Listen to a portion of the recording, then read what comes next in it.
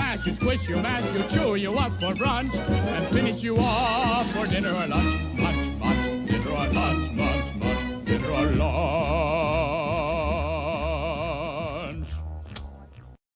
Hola a todos, bienvenidos a Filosofía Clase B, yo soy Oscar. Me dicen que han lanzado un Discord, el Oscar Verso. Le estoy haciendo un poco de marketing. No es el Discord oficial del canal, no existe tal cosa como un Discord oficial de filosofía de película.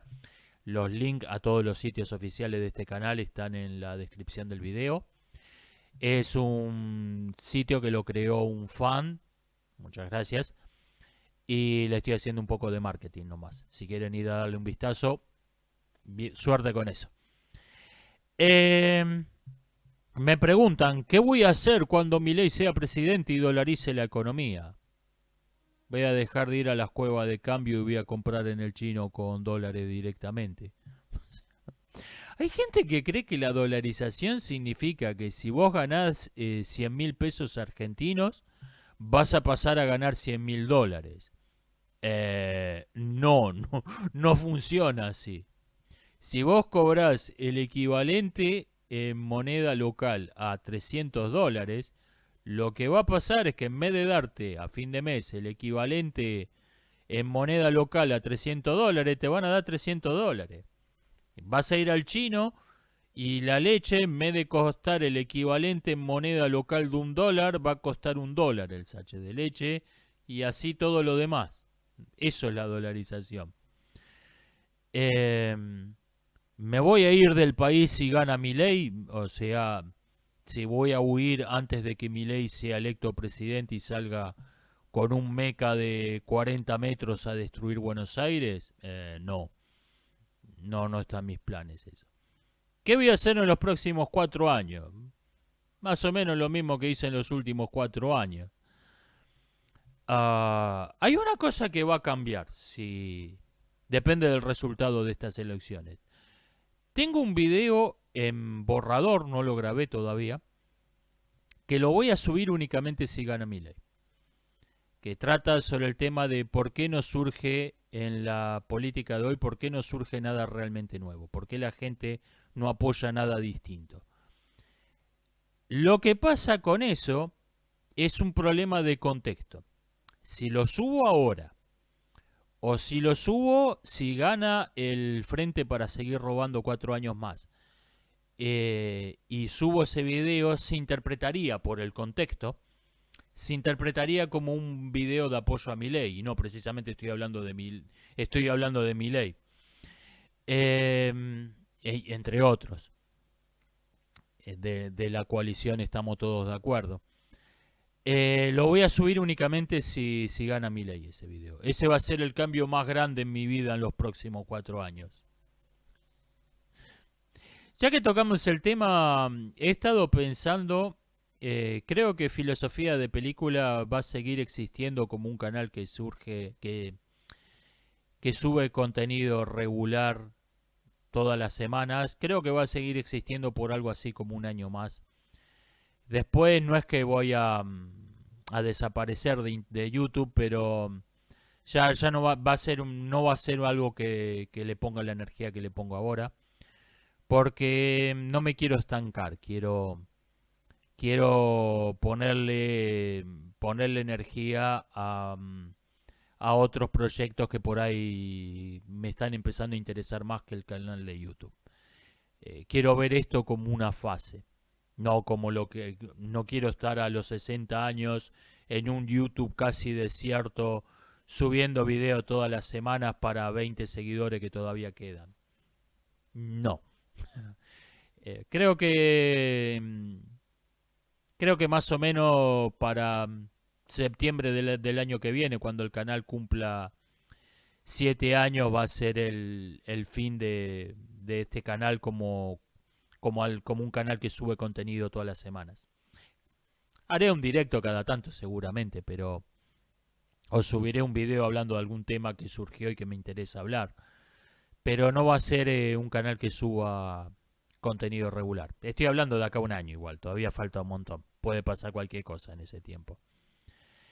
Lo comento únicamente porque salió el tema. Me preguntaron qué voy a hacer en los próximos 4 años. Por eso lo comento.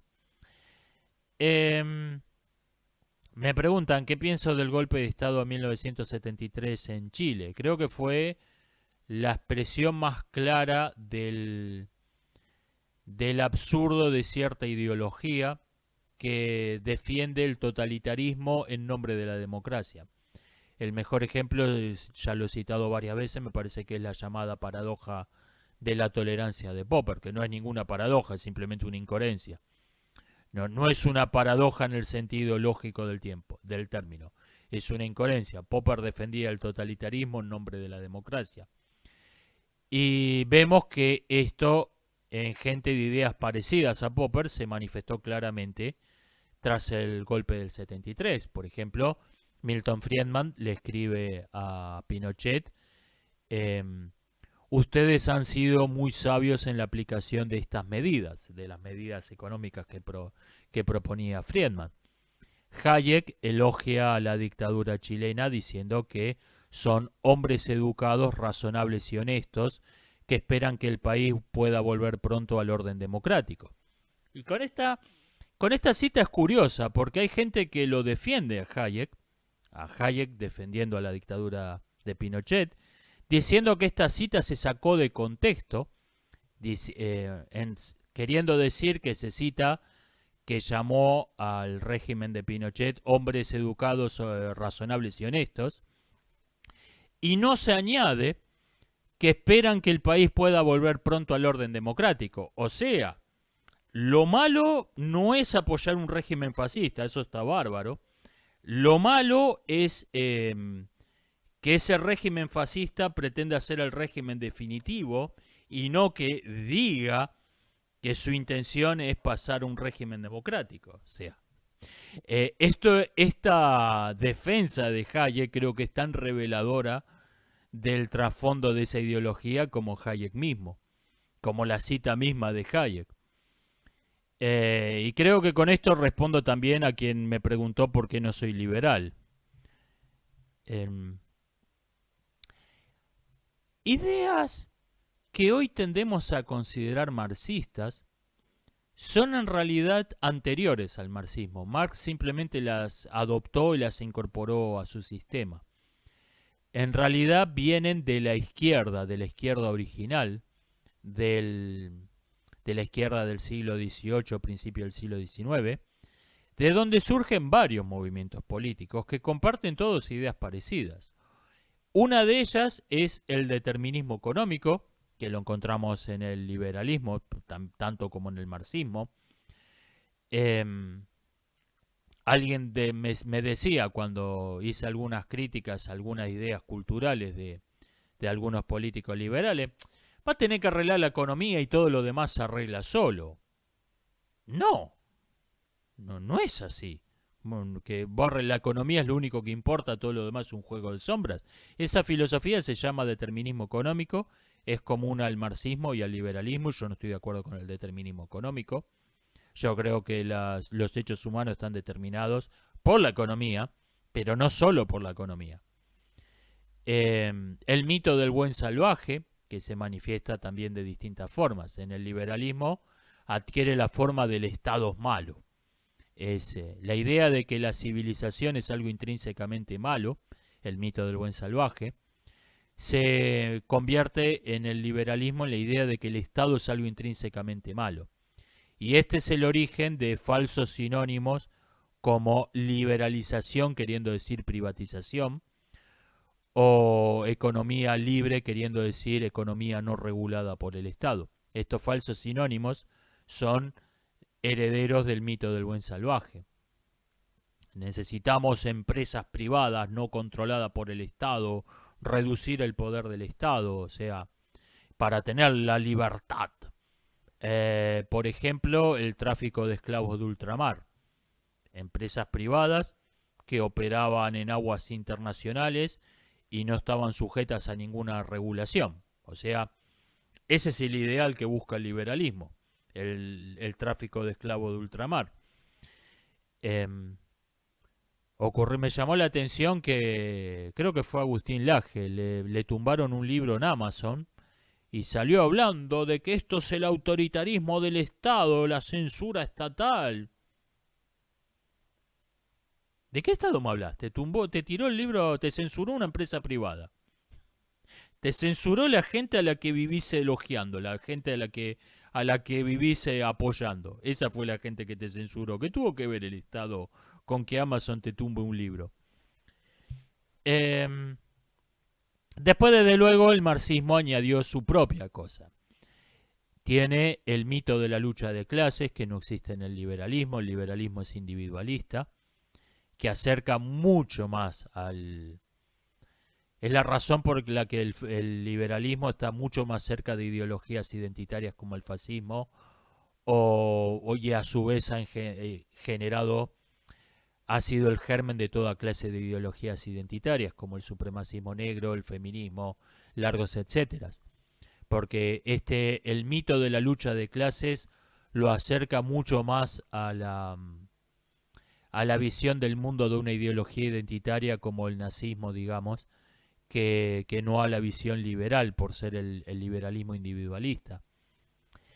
Eh, Tienen esta distinción falaz entre el comercio y el capital que no existe en el liberalismo, y tienen algunas otras diferencias. Tienen la teoría del cambio revolucionario, el rechazo de los cambios graduales como algo ilusorio y una técnica para mantener al proletariado sumiso.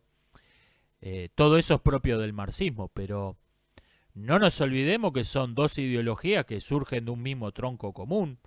Todos son herederas de un grupo de filosofastros de filosofastros franceses ridículamente sobrevalorados, Rousseau, Voltaire, Montesquieu y alguno más, y por lo tanto comparten muchos puntos en común, mucho más de lo que les gusta reconocer a sus partidarios.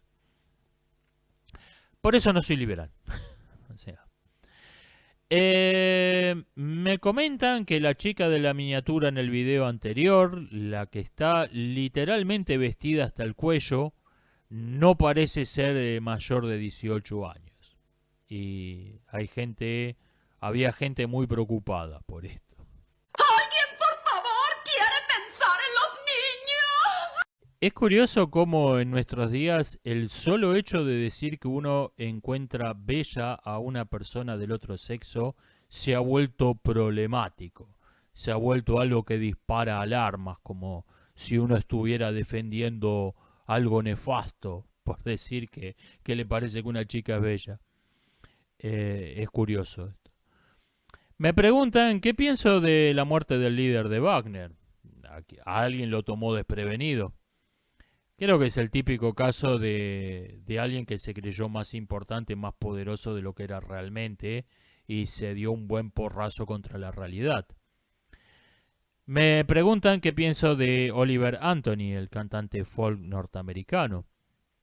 Me recuerda mucho al boom de la música alternativa en los 90. Oliver no es un gran músico, no es un gran poeta, pero es auténtico. Esta creo que es la clave del éxito. Es real, es lo que dice ser, y esto la gente lo nota. Desde luego después van a empezar a fabricarse auténticos en serie, van a empezar a aparecer 1000 imitaciones baratas, 1000 imitaciones clase B, como aparecieron en los 90 después del boom de la música grunge, de las bandas de rock de Seattle en Estados Unidos. Seguramente va a pasar lo mismo. Van a empezar a aparecer 1000 imitaciones baratas de Oliver Anthony, tratando de facturar haciendo algo superficialmente parecido. Pero yo creo que la clave del éxito es que es auténtico. Es que es auténtico. Es una reacción a una artificialidad extrema de la industria de la música, donde se inventan grupos de... no solo se inventan artistas sin saber quién va a ser. O sea, se diseña el artista en una oficina de estudios de mercado, de especialistas en mercadeo, inventan al artista y después buscan al tipo o a la chica para que, para que sea el producto de mercado que diseñaron.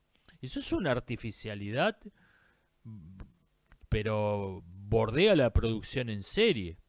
De hecho, en el K-pop suelen hacer dos bandas con el mismo diseño que inventó una oficina de marketing. O sea, vamos a hacer un grupo que sean el rebelde que contesta con sarcasmo en las entrevistas, la chica sexy pero ingenua. Te arman la banda con estereotipos y después te arman una para China y otra para Corea. Con la misma banda, los mismos estereotipos. La chica sexy pero ingenua es una chica coreana en una banda y una chica china en la otra. Y así, o sea, estamos hablando de una artificialidad total. Del mismo modo que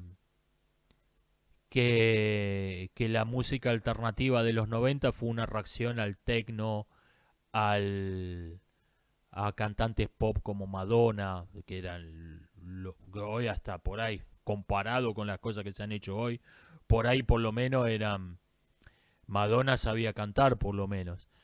No existía el autotune, pero yo creo que es un fenómeno muy parecido, que es lo que llamó la atención es ver a un tipo diciendo lo que piensa con una guitarra, con un bosque detrás y el perro ahí, el perro tirado en el jardín. Creo que llamó la atención eso. No es que sea un gran músico, no es que sea un gran poeta. Me comentan acerca de mi cuento El largo camino a Michigan, dejo el link en la descripción del video, dicho sea de paso, que no se suele reconocer a las ucronías o historias alternativas como lo que son realmente, mundos de fantasía. Estoy totalmente de acuerdo. Y en otro posteo, otra persona comentaba que preguntarse qué hubiera pasado si Alemania ganaba la guerra no es lo mismo que preguntarse qué pasaba si Darth Vader no se iba al lado oscuro. Los universos de fantasía, incluso los más complejos, son incomparablemente más simples que el mundo real. Yo estoy de acuerdo con ambos. Les agradezco a ambos que son prácticamente escribieron artículos, más que posteos en una caja de comentarios. Yo estoy totalmente de acuerdo. Esta es la razón por la que es un género que no tengo muy alta estima. Otra cosa es que ese género suele ser tan malo porque se pone las medias arriba de los zapatos. Empieza por lo que debería ser lo último, el world building, la construcción del mundo. Tiene que ser lo último de tu ficción, no lo primero. Star Wars, por ejemplo, empezó siendo un proyecto de un documental sobre la guerra de Vietnam. O sea, no es que en principio no iba a ser ni ficción, no es que no iba a ser ciencia ficción. Iba a ser un documental sobre la guerra de Vietnam. Después después se fueron a una galaxia muy, muy lejana hace mucho, mucho tiempo. Eso vino después. Todo lo demás vino después. En mi caso, yo empecé con la idea de un hombre que es educado en una moral falsa y se encuentra con su aplicación práctica, es educado desde niño en una moral falsa y se encuentra con su aplicación práctica en la realidad. Y ahí queda, what the fuck, ¿qué es esto? Ese fue el núcleo. Elegí, o sea, no estamos hablando de contexto histórico, fantasía medieval, ciencia ficción. Tenemos una idea totalmente abstracta que puede ocurrir en cualquier parte, en cualquier época. Me decidí como ejemplo de falsa moral el código Bushido porque tiene una incomprensible e injustificada buena prensa. Si uno lo busca en Google se va a encontrar con que es algo intrínsecamente arraigado en la identidad japonesa, eh, toda esta bullshit del relativismo cultural. Esa es una falsa moral que tiene buena prensa, entonces me decidí por el código Bushido y mi protagonista obviamente tenía que ser japonés. Iba a transcurrir la historia en la ocupación de Nankín por parte del ejército imperial en la Segunda Guerra Chino-Japonesa.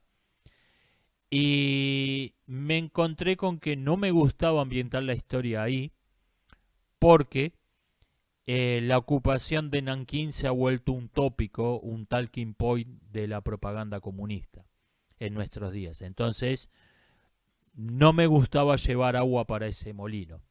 Y ahí donde dije, ok,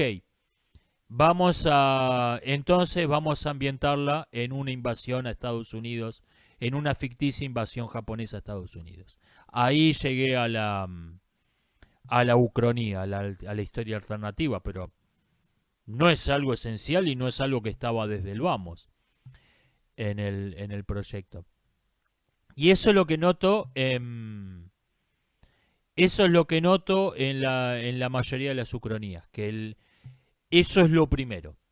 ¿Qué hubiera pasado si Alemania ganaba la guerra? Si el eje ganaba la guerra. ¿Qué hubiera pasado si la revolución americana fracasaba? ¿Qué hubiera pasado si el meteorito que mató a los dinosaurios no chocaba contra la Tierra? ¿Qué hubiera? Etcétera. Ya son un puñado de clichés que no lo sabemos todo. Tenés el episodio, en toda serie que toca esos temas, tenés el episodio feminista, el episodio de los dinosaurios. Es un puñado de clichés que se lo sabe todo el mundo de memoria. Y son increíblemente estúpidos la mayoría. ¿Qué pasaba si el otro candidato ganaba las elecciones? Hasta los fans del género lo agarran para la joda. Hasta los fans de la ucronía, de la historia alternativa, agarran para la joda las ucronías de qué pasaba si ganaba el otro candidato. ¿Qué pasaba si el cristianismo nunca existía? ¿Qué pasaba si el imperio romano no hubiera caído? Siempre son las mismas, además. Pero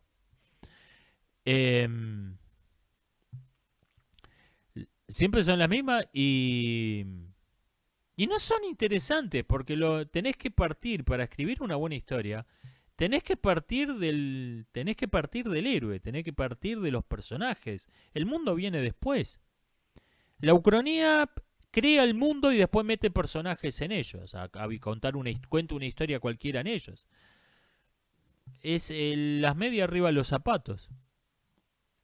Me dicen sobre las colegialas, otro cuento que subí este fin de semana, link en la descripción del video.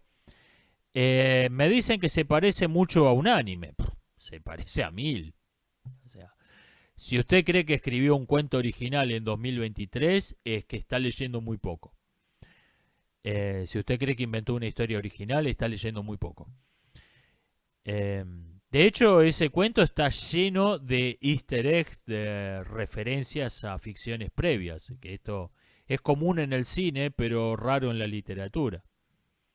Lo que pasa es que yo no soy un escritor, yo soy un ensayista aficionado al cine. Entonces, mis cuentos son películas, básicamente.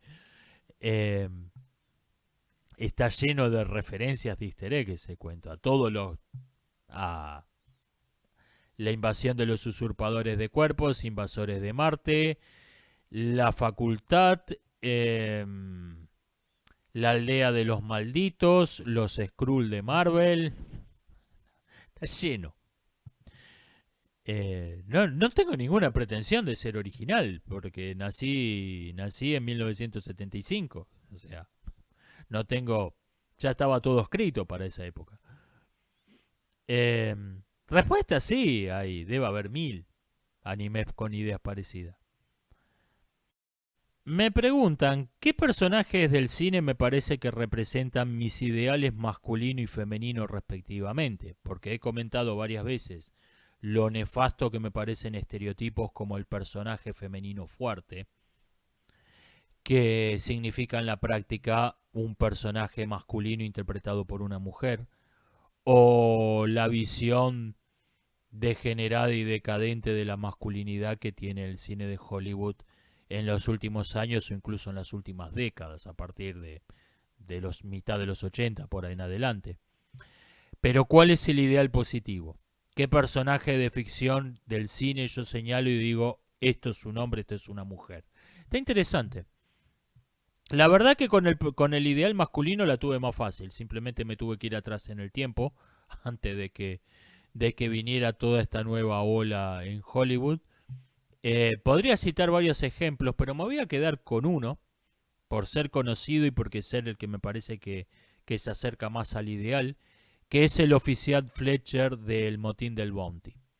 Me refiero a la película de 1935, no a la remake, ni a esta película que se hicieron en los 80 que, con Mel Gibson, que no es técnicamente una remake, pero me refiero a la película de 1935, El Motín del Bounty.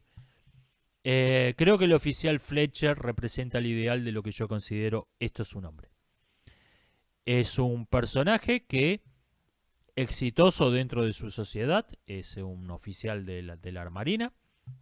No es un rebelde por inadaptado, por incompetente, porque simplemente no sirve para... No tiene disciplina, no es un rebelde estúpido. Pero cuando el poder al que sirve se convierte en despótico, se convierte en el capitán del barco se convierte en un tirano, se rebela. O sea, no es un autómata que obedezca ciegamente a la autoridad por ser la autoridad. Cuando el comportamiento de la autoridad es visiblemente inmoral, se rebela en contra de ella. Y otra cosa que tiene ese personaje, que después ha desaparecido en personajes masculinos posteriores, que todavía no eran strippers como Ryan Reynolds, todavía eran personajes realmente masculinos, como el sheriff o el capitán del espacio de los 50 a los 60. Otra cosa que noto es que es un personaje movido por la compasión. Esto después, el capitán Fletcher es un hombre compasivo. Burgess de Burgess es un hombre compasivo. Robin Hood es un hombre compasivo. Todos esos personajes tenían, entre sus virtudes, tenían la compasión. Esto después se confinó a los personajes femeninos. El sheriff le tenía que decir al bandolero: el único día que voy a sonreír va a ser cuando te vea colgado en la horca. El sheriff no podía demostrar compasión. Esto vino después, que me parece ya la primer pifiada, la primer patinada. Yo creo que un hombre tiene que ser compasivo. Esa tiene que ser una de sus virtudes básicas. Con los personajes femeninos me la complicaron bastante, porque realmente Hollywood nunca tuvo buenos personajes femeninos. No te crean, tiene buenas villanas, pero cuando representan a los buenos, es una idiota inútil, la mujer, que la tienen que andar cargando como un lastre, los personajes masculinos que son los que sacan las papas del fuego. O no es del todo una mujer, es una superheroína, un cyborg, no es del todo humana, o bien la masculinizan. Detesto estos personajes como... No es que deteste los personajes, detesto que se los haya convertido en un ideal. Estos personajes como Ellen Ripley de Aliens o Sarah Connor de Terminator 2. Ahí es donde aparece la idea de esta falacia gato que ladra de admiro a una mujer siempre y cuando sea un hombre. Ahí aparece esta idea de la masculinización de las mujeres como ideal, que es el germen de lo que hoy llamamos el strong female character, el personaje femenino fuerte de hoy.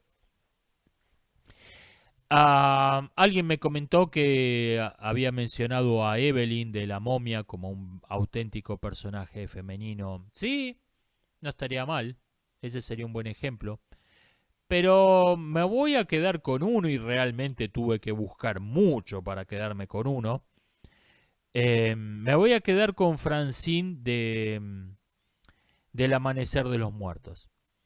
Porque creo que Francine representa lo que yo considero una virtud típicamente femenina. Francine no es más fuerte, ni más inteligente, ni usa mejor las armas que sus compañeros masculinos. No es, no se destaca por nada de eso, pero nunca pierde las esperanzas, nunca se desespera. No importa lo notoriamente desesperada que es su situación, nunca pierde las esperanzas.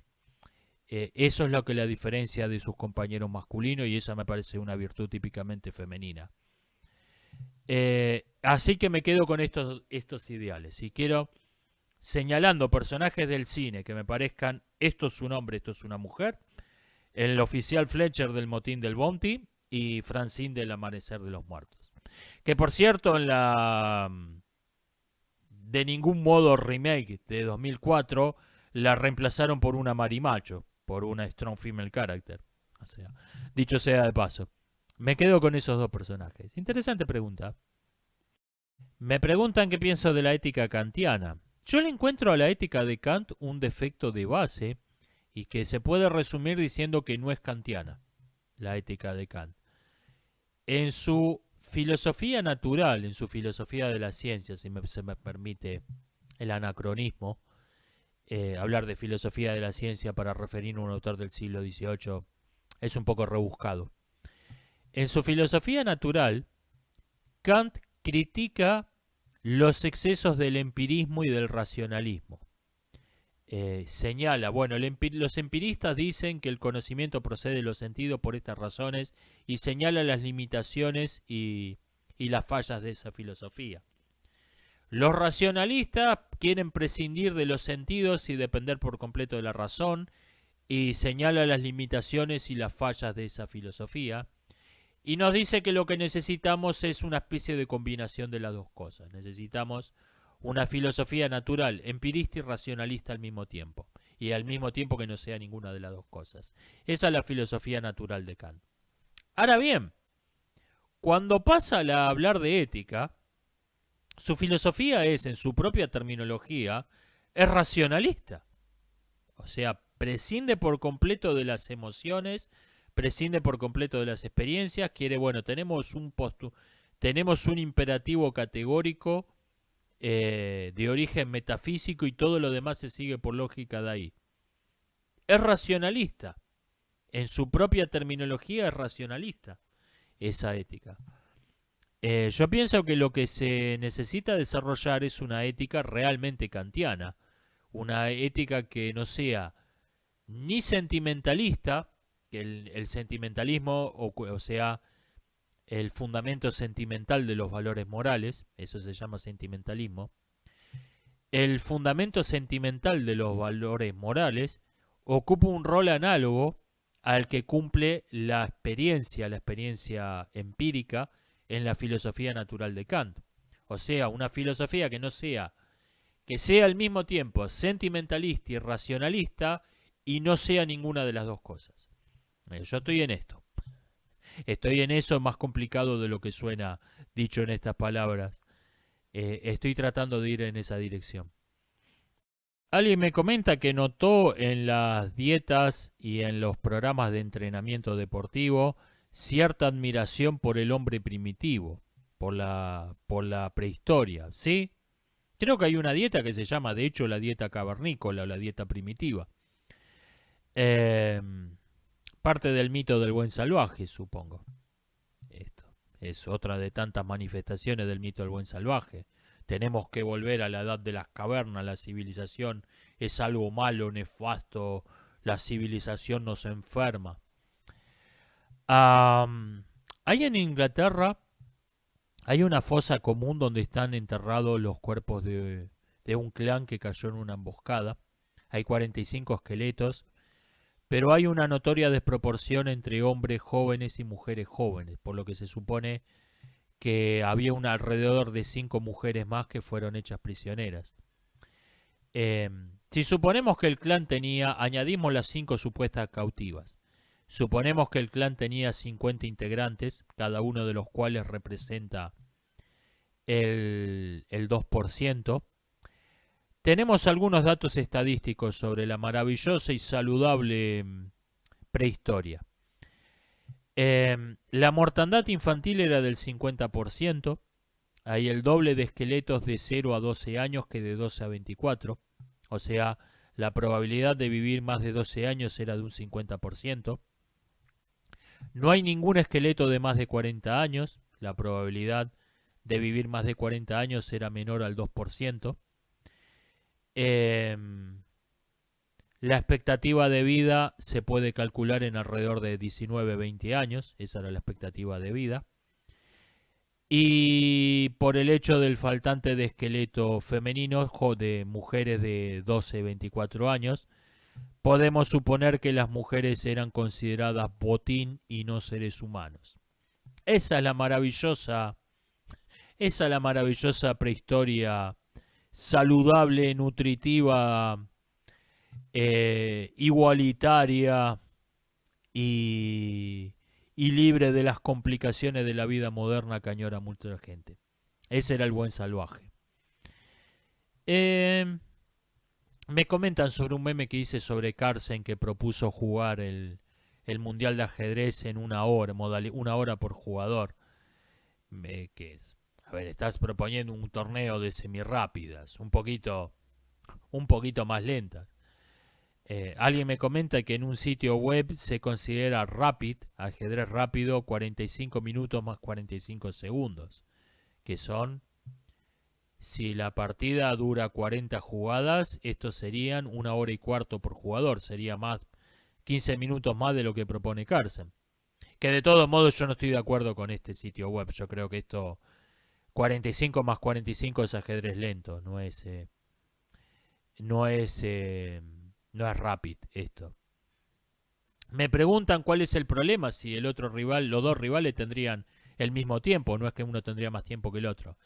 Sí, el asunto es que casi todos los jugadores son mejores en una modalidad de tiempo que en otra, no juegan igual de bien, igual de mal en todas las modalidades. Hay ajedrecistas particularmente buenos para el ajedrez veloz, otros para el semirápido y otros para el ajedrez lento y otros para el ajedrez por correspondencia, que esto con la era de las computadoras no sé si sigue existiendo todavía, pero en algún momento era un asunto, o sea, sin límite de tiempo o con límites de tiempo de una jugada por mes, una cosa así.